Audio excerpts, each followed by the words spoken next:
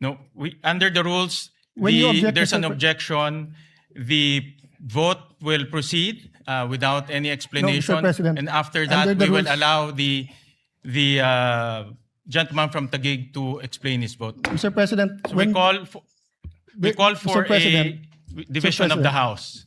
So those who are Mr. President, Mr. President, when you Wait, object, you're those- allowed to explain your Senator- objection and state Senator your Lacson objection. is recognized.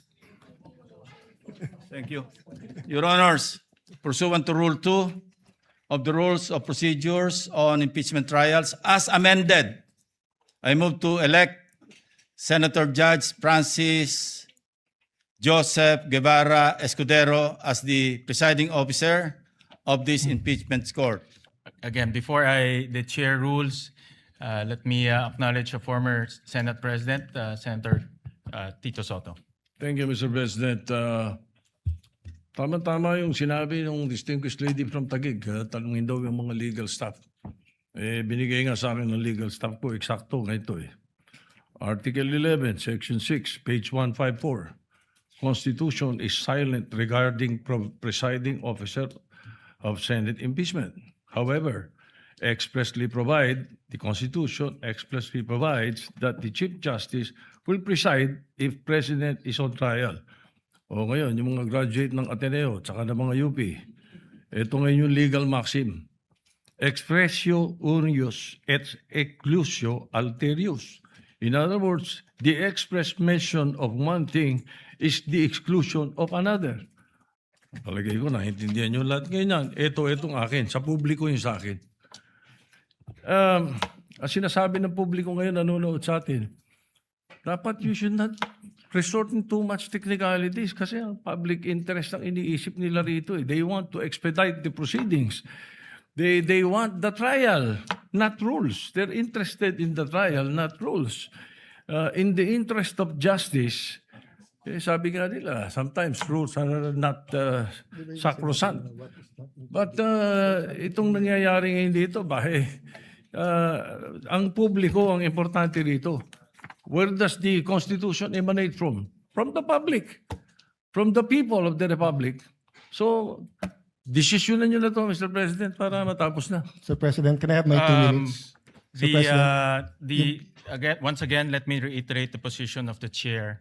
My humble position is that this matter should be discussed during plenary when the Senate is convened as a legislative body. And may I ask the gentleman from Taguig if he is objecting to this position? I'm objecting that position and will call for a vote. May I explain? I think under the rules, I can explain why I'm asking We'll for call a vote. for a vote first. And Mr. then President, we'll we can explain, allow... Mr. President, under the rules, I can explain why I'm calling for a vote first so that I can convince them to vote for me. No, under the rules, When you object, there's an Mr. objection. The vote will proceed without any explanation. President, and after under that, the we will rules- allow the gentleman from Taguig to explain his vote. Mr. President, So we call for Mr. President, a division of the President. House. So those who are... Mr. President, Mr. President, when you Wait, object, you're those- allowed to explain your Senator- objection and state Senator your Lacson objection. is recognized. Thank you. Your Honors, pursuant to Rule 2 of the Rules of Procedures on Impeachment Trials, as amended, I move to elect Senator Judge Francis Joseph Guevara Escudero as the presiding officer of this impeachment court. Objection, Mr. President, and may I allow to... We proceed to... Objection, Mr. President, I'm allowed to object and I'm allowed to Yes, explain you're my allowed to objection. object. You are allowed to object, but we will No, proceed Mr. with President. the division Mr. of the President, House. point of So order. those who are, Mr. Point of order, those who Mr. President. are in favor of the Mr. motion President, of Senator you're allowed to Lacson, explain para please- ma-convince mo nga please yung raise iba. your hand. We will vote by raising of hands. So those who are in favor of the motion of Senator Lacson electing Senator Chis Escudero as the presiding officer, please raise your hand. The clerk of court is directed to count the votes. No, in our rules parliamentary procedure.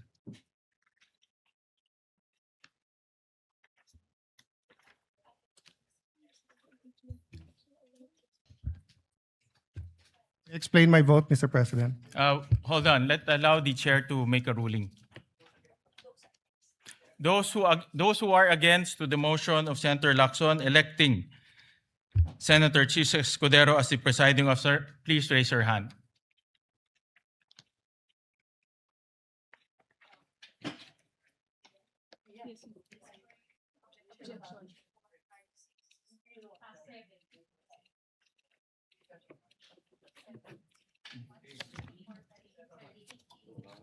Ilan?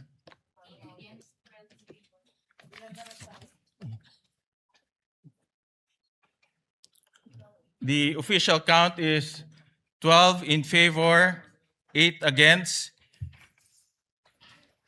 The majority,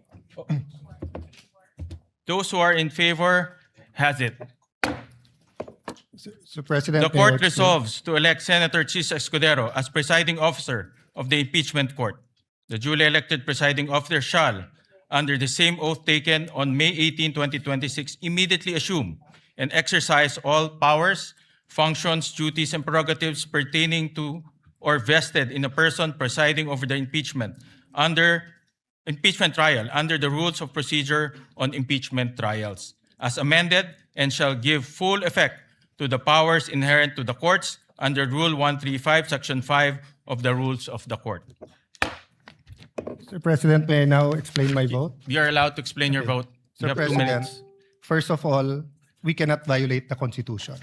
We put the whole impeachment trial at risk here.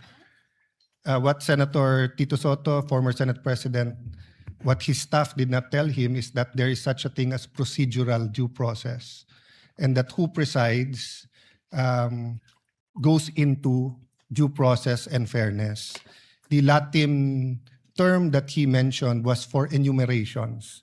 That when there are enumerations at hindi kasali doon, in this case, there was a statement that in only one case it would be the Chief Justice, because member of the Constitutional Commission who became Chief Justice, Davide, was going to amend precisely the Constitution to state the Senate President shall preside. But upon explanation by the sponsor that it is understood that it is the Senate President, then it should be the Senate President. And dun sa sinabi ni Senate President Soto that ang gusto ng tao ay mag-umpisa na, precisely, kanina pa dapat tayo nag-umpisa kung nag-preside ang Senate President. Secondly, this is when you have threshold issues that go into due process fairness. If we're going to say that ang gusto ng tao i-convict na lang, then let's just blurt it out. Now, if we're going to say we want a fair trial, let's make sure that every aspect of this trial is fair. So that's why, Mr. President, if you read the rules, the presiding officer shall have the power to make an issue by himself or by the Secretary of the Senate all orders, mandates, writs authorized by these rules of the Senate, and make and enforce such other regulations, orders, premises that the Senate may authorize or provide. Nandito din, Mr. President, that the Senate President may by himself or bottom line, Mr. President, pwedeng mag-decide ang Senate President o sa atin. And Mr. President, there are issues that goes into fairness. You know, the AMLA will be a witness here. And I have information that the 20 years AMLA records of Senator Escudero and his credit cards and bank accounts were all opened up in the office of the Senate President, where members of the Blue Ribbon Committee was here. Then we're going to ask him to preside. So there's a problem with this. Is my explanation. This is my explanation. This is my explanation. To the gentleman This is from factual, Taguig. and this is my explanation. So I will stop there. With all due respect, your statement's already out of order. It has nothing to do with the topic on hand. No, Mr. And President. the presiding officer will strike off It has The- all to do with this. Will strike It off has all to do. the I do not, statements Mr. President, pertaining to Senator Mr. Escudero. President, kaibigan ko si I Senator direct the Escudero. stenographers to I strike don't off doubt these him. statements. He is the victim here. I'm not doubting him. I'm not doubting he will be fair. I am saying, we want a fair suspend trial the or not, session Mr. for a few President? minutes to request the presiding officer, Senator Chis Escudero, to ascend the rostrum. Session Mr. suspended. President,